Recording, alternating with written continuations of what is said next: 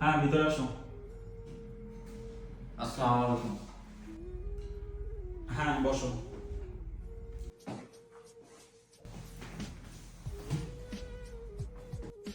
নাম কি? স্যার নাই। শিক্ষাগত যোগ্যতা? স্যার পড়ালেখা ওইভাবে করতে পারি নাই, বাবার কাজ ভালো না, বাবার পরিস্থিতি ভালো না, ক্লাস 5 পর্যন্ত পড়ালেখা করছি। তো এখানে আসছো কার সাথে কথা বলেছিলাম? এই অফিসে কাউকে ছিল নাকি বাংলাদেশ থেকে ডাইরেক্ট আসছো? স্যার আমি এখানে কাউকে চিনি না, আমি বাংলাদেশ থেকে আসছি, আমাদের ট্রাভেলস থেকে। ওখানে রকি ভাইয়া ছিল, ওনার মাধ্যমে আসছি। রকি? জি। রকি এখানে আমাদের সাথে কাজ করতো 3 বছর আগে, এখান থেকে বাংলাদেশে চলে গেছে। তো আমি বলছিলাম আজ থেকে 6 মাস আগে যে আমার একটা অফিস পরিষ্কার পরিচ্ছন্ন, এখানে অনেক মিটিং টিটিং হয়, আমাদের চা বানাতে হয়, রুম পরিষ্কার করতে হয়, এগুলোর জন্য একটা লোক লাগবে। জি স্যার। তো আমি বলছিলাম বেশি শিক্ষিত তার দরকার নাই, যার কারণে তোমাকে পাঠাইছে। এখন ডিউটির ব্যাপারে কিছু জানাইছে তোমাকে? কত ঘন্টা ডিউটি, কত টাকা স্যালারি, সব কিছু? স্যার ডিউটির বিষয়ে সে আমাকে বলছে আচ্ছা আচ্ছা আচ্ছা, আমি বলি সে কি বলছে পুরো সব বলে দাও। কত টাকা স্যালারি বলছে, তারপর তোমার কত ঘন্টা ডিউটি বলছে, বাংলাদেশ থেকে যাই প্রেফার করছো সবকিছু বলে দাও। তুমি কি আমাদের সাথে কোনো কন্ট্রাক্ট সাইন করে আসছো এখানে? জি না স্যার। না, কন্ট্রাক্ট সাইন। তো এখন আমি বলছি তোমার ডিউটি কত ঘন্টা, কত টাকা স্যালারি। জি স্যার। তো আমাদের অফিস টাইম শুরু হয় 6টা থেকে, আমি সকাল 9টায় আসি, কিন্তু আমাদের অফিসে যত কার্যকলাপ আছে সকাল 6টা থেকে সব শুরু হয়ে যায়। জি স্যার। তো আর অফিস টাইম শেষ হয় রাত 7টায়। জি স্যার। তো যেহেতু তোমার চা বানাতে হবে, অফিস অফিস পরিষ্কার করতে হবে, তো যত টাইম আমার অফিসের লোকজন থাকবে তত টাইম কিন্তু তোমার অফিসে উপস্থিত থাকতে হবে। তো তোমার ডিউটি হবে সকাল 6টা থেকে সন্ধ্যা 7টা পর্যন্ত, মানে 13 ঘন্টা। আর তোমার থাকা খাওয়া, থাকা আমাদের অফিসের রুমে একটা ছোট রুম আছে, ওইখানে থাকবা, রান্না নিজে করবা। তো খাওয়া তোমার নিজে। তো আমি তোমার স্যালারি, ডিউটি হবে 13 ঘন্টা, স্যালারি দিব আমরা 900 টাকা। স্যার আমার রকি ভাইয়া বলছিল যে আমার ডিউটি 8 ঘন্টা, স্যালারি 1500 রিয়াল এবং এভরিথিং যা আছে সব আপনাদের। এখন স্যার আপনি এই ভাইয়া বললে আমি কিভাবে থাকবো স্যার? আর আমার বাসার অবস্থাও স্যার ভালো না, আমাকে তো এইভাবে বলে পাঠাচ্ছে, আমার তো 8 ঘন্টা ডিউটি হয়ে পাঠাচ্ছিল স্যার। তুমি কি ইংলিশে কথা বলতে পারো? জি না স্যার। আমার তুমি কি জানো তোমার পিছনে প্রত্যেক মাসে আমার 2000 টাকা খরচ আছে আকামার, তোমার থাকার খরচ, আকামার খরচ, এখানে কারেন্ট বিল কত আছে তোমার হিসাব আছে? স্যার আমি তো এখন তোমার রকি ভাই তোমাকে কি বলছে ওইগুলো আমি জানি না। যেহেতু তুমি কোনো কন্ট্রাক্ট সাইন করে আসো না, আমাদের কোম্পানি কন্ট্রাক্ট থাকে, তুমি কোনো কন্ট্রাক্ট আমাদের সাথে সাইন করে আসো না। এখন যদি তোমার এখানে চাকরি করতে হয় 13 ঘন্টা ডিউটি করতে হবে এবং 900 টাকা তোমার স্যালারি, এর উপর একটা টাকা দেওয়া সম্ভব না। এরপরে তুমি যদি 3 বছর 4 বছর যদি এখানে থাকতে পারো, আলোচনার সাপেক্ষে 100-200 রিয়াল করে প্রত্যেক বছর আমরা স্যালারি বাড়াতে পারি, এটা শিওর না। তো এখন যদি তুমি পারো এই স্যালারিতে থাকতে হবে। এখন তো রকি ভাই কি বলছে ওইটা আমার জানার বিষয় না। রকিকে আমি সবকিছু বলে দিয়েছিলাম, এখন সে যদি তোমাকে ভুল বুঝায় তো এতে আমাদের অফিস দায়ভার নিবে না।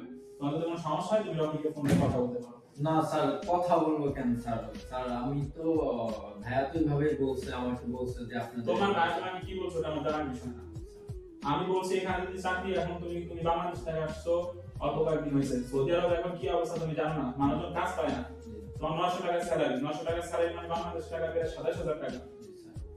বাংলাদেশে কত টাকা ইনকাম করতে তুমি? স্যার আমি তো বাংলাদেশে আমার 25,000 স্যালারি ছিল স্যার, ওভার টাইম ছাড়া। আমি এখানে স্যার 5-6 ঘন্টা ডিউটি করতাম স্যার। স্যার আমি এখানে রেস্টুরেন্টে ছিলাম স্যার।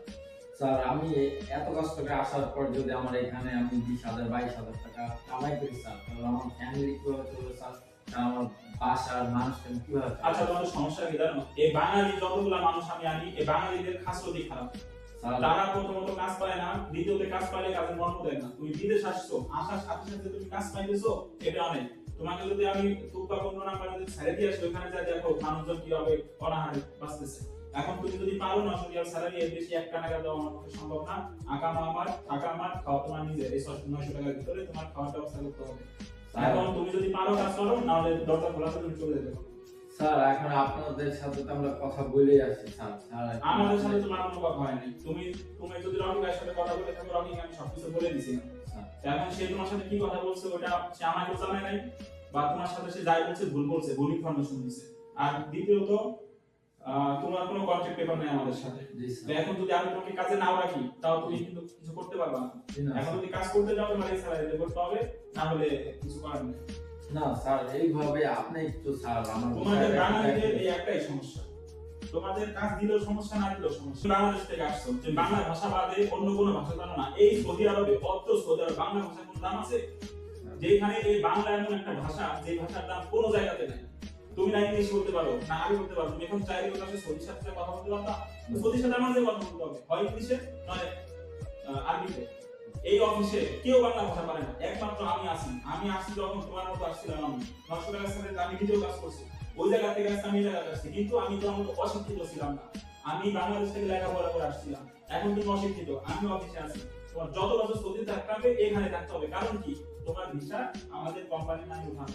তুমি যদি কাজ করতে যাও সৌদি আরবে, এইখানে কাজ করতে হবে, তা না হলে হুরুপ নামে একটা অপশন আছে। তুমি এখন নতুন আসছো, তুমি জানো না। এই হুরুপ যদি আমি একবার তোমার নামে লাগাই, তুমি আর সৌদি আরবে ঢুকতেই পারবে না। কথা বলে আসছো কোন রকি ভাই, সৌদি সরকার এটা দেখবে না। তোমরা বাঙালি, তোমাদের এভারেজ স্যালারি 900 রিয়াল, এই স্যালারিতে কাজ করতে হবে। না স্যার, এটা কিভাবে স্যার? স্যার তুমি তো বেশি কথা বলো। আমি যেটা বলছি আমার সাথে তর্ক করো না। স্যার তোমার কি যোগ্যতা আছে আমার সাথে তর্ক করা? তোমরা বাঙালি, মাথায় রাখো। আর আমরা বাঙালি, ঠিক আছে স্যার, তাই বলে কিভাবে স্যার? আমরা তো স্যার সবকিছু করে যাচ্ছি স্যার। আমরা কি করছো? তোমার কন্ট্রাক্ট পেপার কই? তোমার কন্ট্রাক্ট পেপার কই? কন্ট্রাক্ট পেপার কই? কন্ট্যাক্ট পেপার তো সে রকি ভাই কাছে, আমার এমবাসির কাছে। হ্যাঁ, তোমরা বেশি বলো কন্ট্রাক্ট পেপার পাঠিয়ে আমি তোমার সাথে 1500 করে দিতেছি। তোমার তো কন্ট্রাক্ট পেপারই নাই। তোমার কন্ট্রাক্ট পেপার করাই না, বাংলাদেশ থেকে তোমাকে দেখাইছে কন্ট্রাক্ট পেপার? জি না স্যার। তো কিভাবে বলে এসে কাছে কন্ট্রাক্ট পেপার আছে? স্যার আমরা তো সাইন করছি না স্যার। কি সাইন করছো তুমি? কি সাইন করছো? তো রকি ভাই বাংলাদেশ থেকে কিভাবে তার এখানে কত স্যালারি? 1500 টাকা স্যালারি, কত 1500 টাকা স্যালারি এখানকার ম্যানেজার পায় না, তোমাকে আমি 1500 কিভাবে দেব? কোন বাংলাদেশের স্যালারি প্রথমে 1500 টাকা হয় না। তোমার জায়গায় কোন মাসি হইতো, কোন সুদানি হইতো, তার স্যালারি আমি স্টার্টে 2000 থেকে 2500 টাকা স্যালারি হইতো। কারণ কি, তারা কাজ করে। আর তোমরা বাঙালি, তোমাদের পরিষ্কারের কাজ, চা বানানোর কাজ, এই কাজে 900 টাকার অধিক স্যালারি হয় না। বাংলাদেশীদের প্রাপ্য 900 রিয়াল, বাংলাদেশীদের এর থেকে বেশি স্যালারি হয় না। স্যার বাংলাদেশিরাও আছে স্যার। স্যার আপনিও তো বাংলাদেশি স্যার। স্যার আপনি বাংলাদেশ নিয়ে এত কথা কিভাবে বলেন? তুমি আমার মুখের উপর কথা, তুমি খুঁড়া দিতেছো বাংলাদেশী বলে? না স্যার, আপনার খুঁটা দেব কেন? স্যার আমি আপনাকে কেন খুঁটা দেব? আপনি বোঝেন, আপনি জানেন, আপনার বোঝা উচিত স্যার যে আমরা বাঙালি, আপনিও বাঙালি, আমিও বাঙালি স্যার। বাংলাদেশের একটা কাম থাকা উচিত স্যার। আপনি তখন থেকে বাংলাদেশ, এই বাংলাদেশের জন্য কি না করছে স্যার? আমরা এখানে আসছি, আপনি সারা তুমি বের হও, তুমি বের হও, তোমার মতো লোক আমার কেন আমি বের হবো? তুমি বের হও, কেন বের হবো? তোমার মতো লোক আমার দরকার কেন? তুমি বিশ্বাস করো চা বানানোর জন্য ঘর ঠিক পরিষ্কার আছে করার জন্য। স্যার, ঠিক আছে, বাট আপনি কি শুরু করছেন? আমি বাংলাদেশ মানুষের আমার যোগ্যতা নাই, ঠিক আছে, মানে আমার বাংলাদেশে অনেক যোগ্যতা আছে। আপনি কিভাবে আপনার কি যোগ্যতা আছে? তোমার বাংলাদেশের যোগ্যতা থাকতো, তোমাকে কন্ট্রাক্ট পেপার দিত, তোমাকে একটা ভালো একটা পজিশনে বসানোর ক্ষমতা তোমার বাংলাদেশের নাই। তোমাকে কি, আমি যখন আসছি আমার বাংলাদেশ আমাকে কোনো সাপোর্ট করে নাই। স্যার বাংলাদেশ সাপোর্ট করে নাই। বাংলাদেশে যদি আপনি না থাকতেন, আপনি এখানে আসতে পারতেন না স্যার। বাংলাদেশের পাসপোর্ট থাকার কারণেই স্যার আপনি এখানে আসতে পারতেন। আপনার এই যে অফিস, এই অফিসের কোনো কিছু আপনার ছিল না স্যার। আপনি শুধু বাংলাদেশের পাসপোর্ট ছিল, ওইখান থেকে এখানে আসছেন, যার কারণে স্যার আপনার এই অবস্থান এখন। স্যার আমারও হবে। আপনি শিক্ষিত, আমি শিক্ষিত না, ঠিক আছে, কিন্তু আপনার একটা অবস্থান হয়েছে বাংলাদেশে। আপনি সেই ক্ষেত্রে আপনি আমাকে কিছু একটা করার চেষ্টা করেন। আপনার কাছে অপশন আছে, আমি জানি আপনি ইচ্ছা করলেই পারবেন। তুমি অভদ্র, তুমি একটা অভদ্র ছেলে। স্যার আমি তোমার মতো অভদ্র ছেলে স্যার আমি অভদ্র। তুমি অবশ্য অভদ্র। তুমি তোমার সিনিয়রের সাথে কিভাবে তর্ক করতে পারো? স্যার আমি ভাই লিগ্যাল কথা বলছি স্যার। স্যার আপনি কি শুরু করছেন? আপনি শুধু বাংলাদেশ বাংলাদেশ বাংলাদেশ, বাংলাদেশে কি নাই স্যার? বাংলাদেশ সবকিছু আছে। তো বাংলাদেশের সবকিছু থেকে তুমি সৌদিতে কেন আসছো? স্যার সৌদিতে আসছি বাংলাদেশকে আরো ডেভেলপ করার জন্য স্যার। স্যার শুধু দেশের মানুষ দেশেই ডেভেলপ করতে পারবে না, বাইরের মানুষকে দেখানোর জন্য যে আমাদের বাংলাদেশেও শিক্ষিত মানুষ আছে, বাংলাদেশও ডেভেলপ করতে পারবে স্যার। স্যার আপনারা আমাদের প্রবাসী, আমরা আসছি বাংলাদেশ ডেভেলপ করার জন্য। আপনারা যদি আমাদের চান্স না দেন, আমরা কিভাবে ডেভেলপ করবো? আমরা আসলেই আপনারা আমাদের বলেন চা বানাইতে, আপনারা বলেন রুম ক্লিন করতে। স্যার আমাদেরকে আর কোনো যোগ্যতা নাই স্যার, আমাদের একটু হলেও যোগ্যতা আছে। আপনারা আমাদের দেখেন, আমাদের বোঝেন, আমাদের সিস্টেমগুলো একটু দেখেন, আমাদের যাচাই করেন।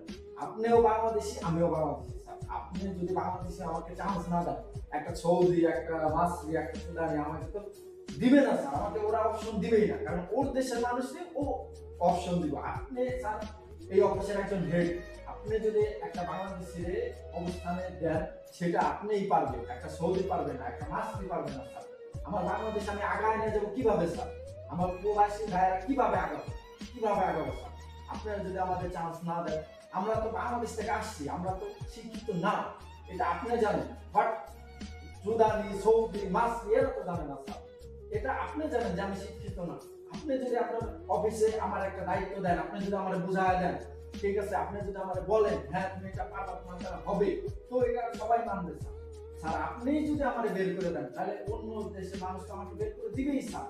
স্যার আপনারাই তো আমাদের আগে যাইতে দিচ্ছেন না স্যার। আমরা বাংলাদেশের পিছিয়ে কেন? কেন স্যার? এই প্রবাসী মার্কেটে বাংলাদেশিদের এত হয়রানি কেন? শুধু আপনাদের মতো কিছু বাংলাদেশির জন্য স্যার। স্যার আপনারা এই অবস্থানে ছিলেন না, এখন আসছেন। আপনারা জানেন বাংলাদেশে কি অবস্থায় আছে, খাইতে পারে না রাস্তায়। আমার ফ্যামিলি স্যার আমার উপরে দায়িত্ব আছে স্যার। আমার ফ্যামিলি, আমি যদি আজকে টাকা না দেয় আমার ফ্যামিলি থাকবে না খেয়ে স্যার। কিন্তু আপনি যদি আজকে টাকা না দেন আপনার ফ্যামিলি না খেয়ে থাকবে না কেন? আপনার ওই অবস্থা তৈরি হয়ে গেছে স্যার। কিন্তু আমার তো কোনো অপশন নাই স্যার। আমি দালাল ধরে আসছি, আমার তো অপশন নাই। আমি অ্যাম্বাসির কাছে গেলে আমার যাইতে দেয় না। আমি দালাল ধরছি কেন? আমার অপশন নাই। দালাল আমার বইলে দিচ্ছে আমি এই অফিসে আসলে তার ভালো একটা কাজ দিবে, কারণ এই অফিসে বাংলাদেশের অফিস, এই বাংলাদেশের হেড, এখানে মাস্টার স্টুডেন্ট এসে এটা কোনো সমস্যা নাই, হেডই হচ্ছে বাংলাদেশ। আপনি যদি এখন আমাকে বের করে দেন, তাহলে অন্য দেশের মানুষ তো আমাকে কোনোদিন অ্যাকসেপ্ট করবে না স্যার। আপনি আপনি যদি ডিরেক্ট আমার পেটে লাথি দেন, আমার এই লাথি আমার বাংলাদেশের উপরে গিয়ে পড়বে, আমার ফ্যামিলির উপরে পড়বে, যারা ফুল জীবন কাটাইতেছে স্যার বাংলাদেশ। স্যার বাংলাদেশি মানুষই যদি আমরা ভালো না থাকতে পারি, বাইরে এসে যদি একটা বাংলাদেশের কাছে সেট না থাকতে পারে স্যার, স্যার আমরা কিভাবে ডেভেলপ করবো? একটা সত্যি কথা কি জানেন স্যার, আমাদের সবচেয়ে বড় শত্রু আপনারাই স্যার। আমরা বাংলাদেশিরাই নিজেই, আপনি আমাদের বড় শত্রুই এখন আমরা বাংলাদেশিরাই, যে আপনারা ডেভেলপ করছেন, আপনারা বাংলাদেশকে আগাতে দিচ্ছেন না স্যার। আসসালামু আলাইকুম।